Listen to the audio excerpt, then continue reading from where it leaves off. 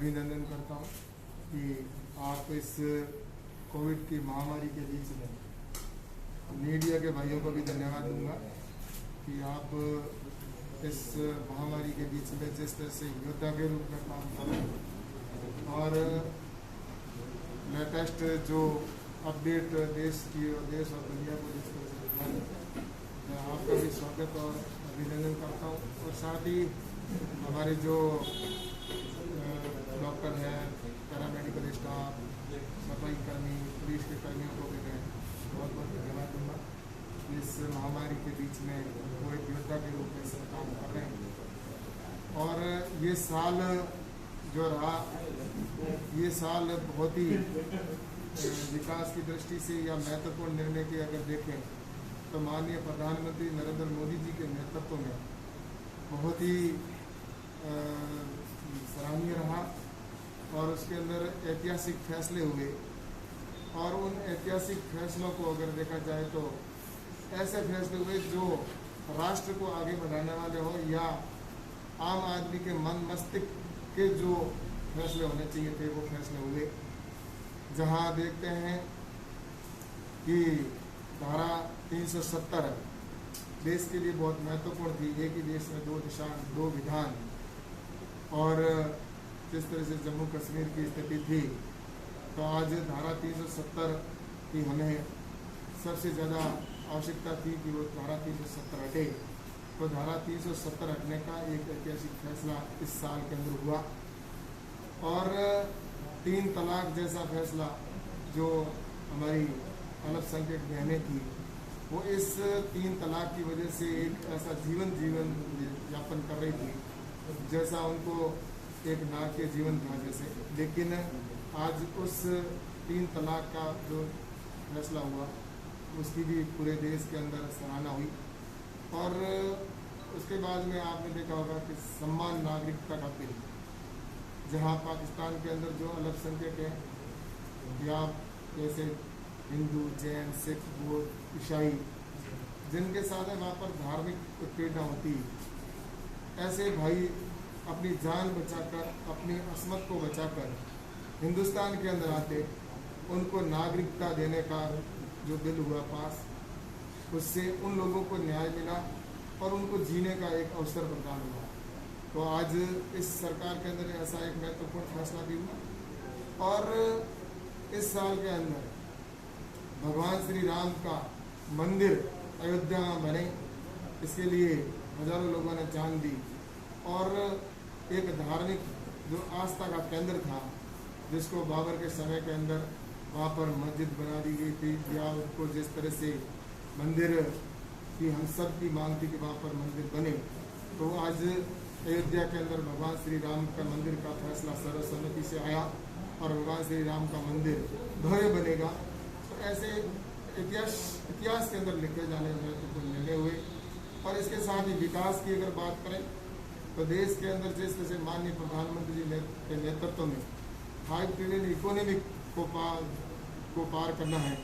तो उसकी ओर आगे बढ़ते हुए कई ऐसे फैसले हुए, चाहे वो औद्योगिक क्षेत्र में हो, चाहे वो व्यापार बड़े मजदूरों के उत्थान के लिए हो, या किसान के जीवन स्तर को ऊपर उठाने के लिए हो। ऐसे कई फैसले हुए। और इस फैसलों के बीच में मैं बताना चाहूँगा कि किसानों के लिए भी कई फैसले हुए कि जहाँ युवाओं को रोजगार देना था तो उनके लिए भी निर्णय हुए और उनको स्किल डेवलपमेंट के द्वारा किस तरह से उनको रोजगार स्वयं का प्राप्त हो, इसके लिए सरकार की तरफ से योजनाएं बनाई और उनको इसका लाभ आज हमारे देश के युवा ले रहे हैं। इसी तरह किसानों की अगर बात करें तो किसानों के लिए किसान सम्मान निधि के तौर पर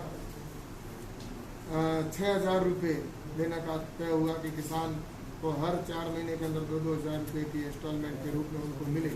तो आज देश के अंदर लगभग 9 करोड़ किसानों के खातों के अंदर 6,000 रुपये की किस्त पहुंचना प्रारंभ हुई है। और किसानों की इनकम डबल करने का जो 2022 तक का लक्ष्य है, उस लक्ष्य को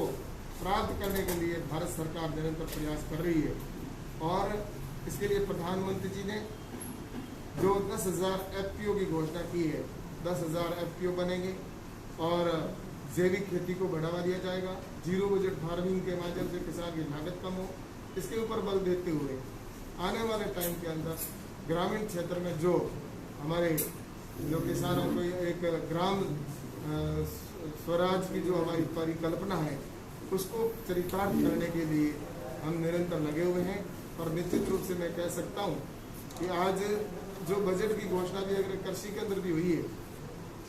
तो वो अगर पहले के अगर बजट का अपन आकलन करें देखें तो 2014 से पहले किसानों का जो बजट होता था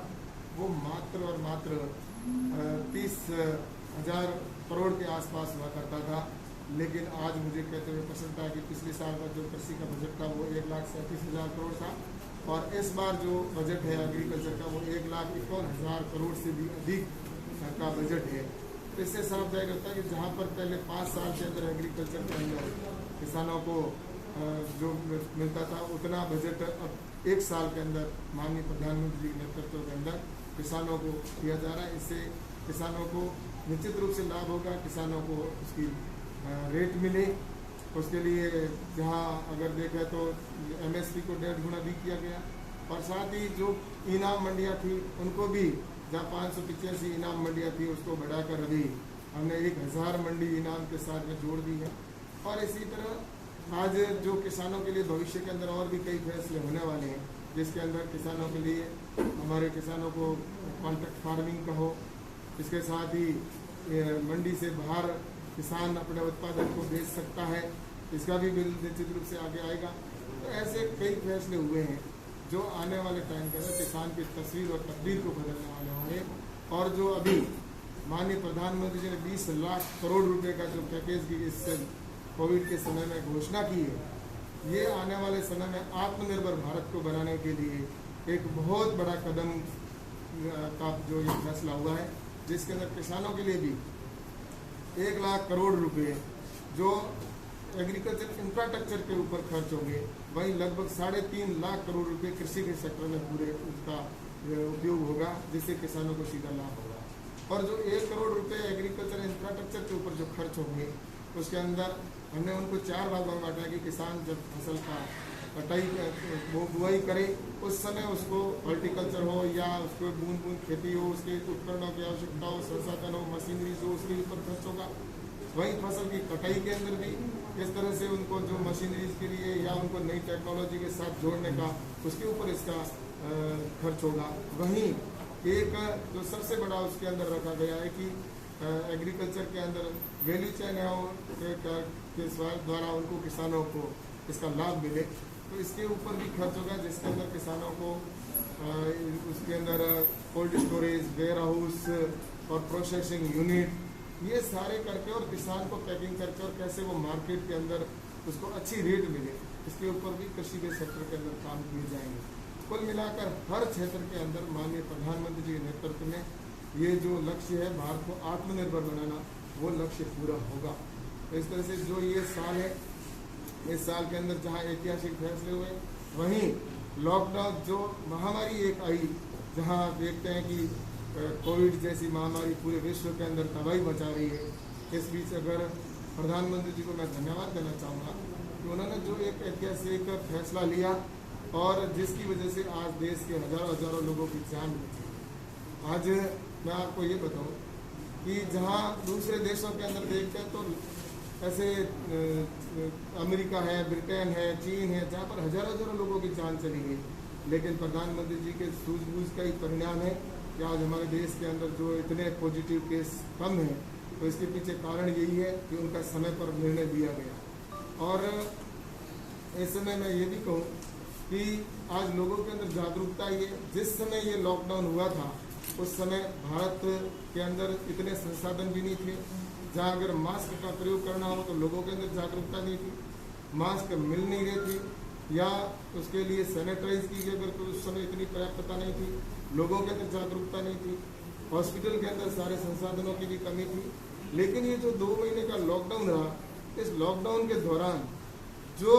सारे संसाधनों की जिनकी भी कमी थी, चाहे हॉस्पिटल के अंदर वेंटिलेटर की हो या अन्य जो सेंटरों की कमी हो, हॉस्पिटल के अंदर व्यवस्था की कमी हो, इन 2 महीनों के अंदर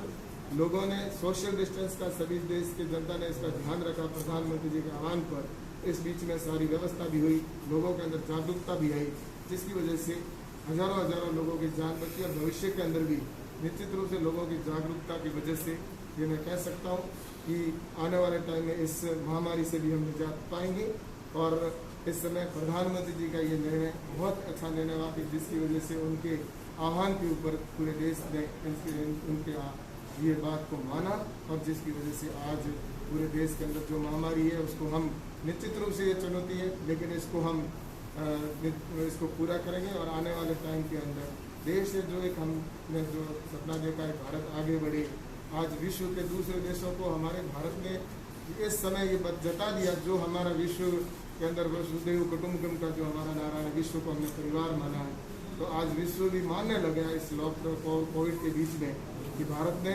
ऐसे कई जरूरतमंद देश थे जहाँ पर उनको सहायता के लिए हो, तो आज भारत का नाम और जो जिस तरह प्रतिष्ठा बढ़ी है तो प्रधानमंत्री माननीय नरेंद्र मोदी जी की वजह से। इसलिए मैं कह सकता हूँ कि आने वाले टाइम के अंदर ये साल है, इस साल में जो महत्वपूर्ण निर्णय हुए अगली साल जो आएगा उसमें और अच्छे महत्वपूर्ण निर्णय होंगे और देश फिर से हमारा जो एक विश्व गुरु बनने की हमारी सपना है वो भी निश्चित रूप से। टीडीओ को लेने के लिए सरकार की तैयारी है। दूसरा सवाल जो भारत की सीमा सेना की ऐसा है कि टिड्डी अफगानिस्तान और अफ्रीका वहाँ से ही आती है और पाकिस्तान के रास्ते हमारी सीमा पर घुसती है। इस टिड्डी को नियंत्रण करने के लिए भारत सरकार के कर्मचारी निरंतर लगे हुए हैं और हमें इस बात का पहले से ही जानकारी दी यात्रियों की रिपोर्ट के अनुसार, और जिसमें जो पिछले साल टिड्डी आई थी उस टिड्डी से इस बार 2 से 3 गुना अधिक टिड्डी आने की संभावना थी, जिसकी वजह से हमने पूरी तैयारी की और हमने यूके की एक कंपनी को जो माइक्रोनिया प्राइवेट लिमिटेड कंपनी है जो इस पेस्टिसाइड को छिड़काव करने की मशीन बनाने की कंपनी है, तो उस कंपनी को हमने 60 नई मशीनें खरीदने के वहाँ पर ऑर्डर कर दिए और उसके साथ ही 5 हेलीकॉप्टर की मशीनें जो उससे छिड़काव हो उसके भी आदेश किए। और लेकिन वो थोड़े लॉकडाउन वहाँ पे भी था यहाँ पे भी था, जिसकी वजह से वो थोड़ा लेट हो चुके हैं, लेकिन अगले महीने के फर्स्ट वीक तक हमारी आधी मशीनें आ जाएगी और लास्ट वीक तक हमारी और मशीनें वो भी पहुँच जाएगी। इस बीच हमने ये व्यवस्था की है कि 14 करोड़ रुपए राजस्थान की सरकार को आर्थिक विकास योजना के अंदर पैसा दिया है और ट्रैक्टर या कोई टैंकर है या अन्य कोई फायर ब्रिगेड से अगर वो छिड़काव करना चाहते हैं तो उसके लिए भी हमने वहाँ से स्वीकृति जारी की है। और NDRF फंड से पहली बार ये पैसा स्वीकृत किया है कि किसान अगर कोई डीजल और ट्रैक्टर का किराया भी देना होगा तो NDRF फंड से दिया जाएगा। राजस्थान सरकार को पूरा कह दिया है कि आप जो भी इस टिड्डी को खत्म करने के लिए जितना भी संसाधनों की आवश्यकता होगी, जो भी आवश्यकता होगी भारत सरकार देगी, आपको व्यवस्था करनी है, क्योंकि ये व्यवस्था दोनों सरकारों की जिम्मेवारी है। जहाँ राजस्थान सरकार की जिम्मेवारी है उतनी भारत सरकार की जिम्मेवारी है, क्योंकि 1951 का जो एक्ट है उसके अंदर प्रावधान है कि जहाँ रेगिस्तानी क्षेत्र है वहाँ पर भारत सरकार के कर्मचारी है वो छिड़काव करेंगे और जहाँ एग्रीकल्चर क्षेत्र है वहाँ पर जो राज्य सरकार है उसके कर्मचारी वहाँ पर छिड़काव करते हैं। तो इस नाते ये दोनों सरकारों की जिम्मेवारी है और इसलिए मैं ये कह सकता हूँ कि आने वाले समय के अंदर हमने उसके लिए गाड़ियों की भी व्यवस्था की है और मिलकर हम इस टिड्डी को नियंत्रण करने की पूरी कोशिश करेंगे। और एक और बताऊँ कि हमारी 2 दिन पहले हमारी मीटिंग हुई थी, जो प्लेन है ऐसे जो हमारे एयर इंडिया है, स्पाइस जेट है, अन्य जो प्लेन है उन कंपनियों के साथ भी हमारी मीटिंग हुई और उनके पास भी ऐसी कुछ प्लेनों की उन्होंने कहा हमारे पास है जिनसे आप स्प्रे कर सकते हैं, तो उनको भी हमने स्वीकृति जारी की है।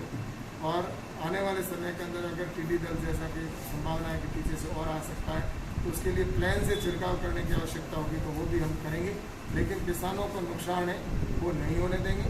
और इस टिड्डी दल को अगली बार आएगी तो उसकी हम पूरी तैयारी कर रहे हैं और निश्चित रूप से इसमें हमें सफलता मिलेगी। लेकिन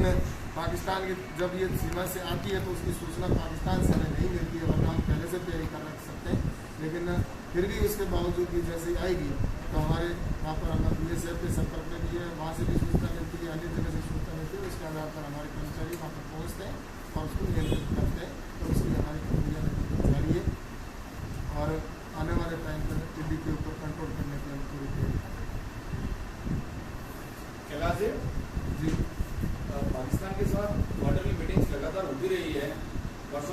के साथ मीटिंग हुई है मीटिंग को लेकर के, तो क्या उसमें भी सूचना साझा नहीं हो रही है? ऐसा है कि पाकिस्तान से क्वार्टरली नहीं होती है, हमारी सत्ता में एक मीटिंग होती है और हर सोमवार को FAO की मीटिंग होती है, जिसमें हमारे जो उसके सदस्य देश हैं उनके साथ मीटिंग होती है। और उस मीटिंग के अंदर हमने तो चला के ये प्रस्ताव रखा है कि अगर आपको कोई संसाधनों की आवश्यकता हो, चाहे पाकिस्तान, ईरान, इराक, जिसके भी हमारे अगर मैन पावर की आवश्यकता है तो भी हम देने के लिए तैयार हैं। और अगर कहीं संसाधनों की आवश्यकता है या पेस्टिसाइड की आवश्यकता है तो भी भारत सरकार देने के लिए तैयार है। सामने आकर हम वहाँ पर आकर शुरू करने के लिए तैयार है, ये हमने प्रस्ताव रखा। लेकिन पाकिस्तान की ओर से हमें कोई पॉजिटिव उसका वहाँ की सरकार के द्वारा नहीं मिला। लेकिन ईरान की सरकार ने हमसे कहा था कि आप पेस्टिसाइड की व्यवस्था कराएं, तो हमने 20,000 लीटर यहाँ से पेस्टिसाइड है वो ईरान की सरकार को दिया है, जिसका वो वहाँ पर ईरान के अंदर प्रयोग कर रहे हैं। ऐसे हमारी भारत सरकार है वो बढ़ चढ़ कर जहाँ भी आवश्यकता है, कोविड के अंदर भी आपने देखा होगा मेडिसिन की जिस तरह से पूरे विश्व के अंदर जहाँ भी आवश्यकता थी तो यहाँ से भेजने का काम किया, उसी तरह ये भी पेस्टिसाइड की भी कहीं आवश्यकता होगी इस लॉकस्ट को खत्म करने के लिए, तो वहाँ पर भारत सरकार है उन्होंने चलाकर पहले ही प्रस्ताव हमने उनके सामने रखा है। सर भारत चीन सीमा में विवाद हो गया है, पूरे सांसद के मामले में उन्होंने कहा है कि सरकार ने बता नहीं दिया, तो वहाँ क्या हुआ? ऐसा है कि चीन हो चाहे पाकिस्तान हो, कोई भी देश हो, भारत की सेना है वो हमारे देश के जवाज सीमा के ऊपर प्रहरी के रूप में खड़े हैं और अगर कोई भी गलत हरकत करेगा तो उसका मुंह तोड़ जवाब दिया जाएगा। इसलिए आपको पता है चाहे बालाकोट हो, चाहे आतंकवादी हमला हो, चाहे पाकिस्तान को हमेशा जिस तरह से मुंह तोड़ जवाब दिया है, तो भारत के सामने एक ये कि जो अगर हमारे सैनिकों के सामने या बॉर्डर के ऊपर उसको लांघने की कोशिश करेंगे, भारत सरकार कहीं उसके पीछे नहीं हटेगी, उसका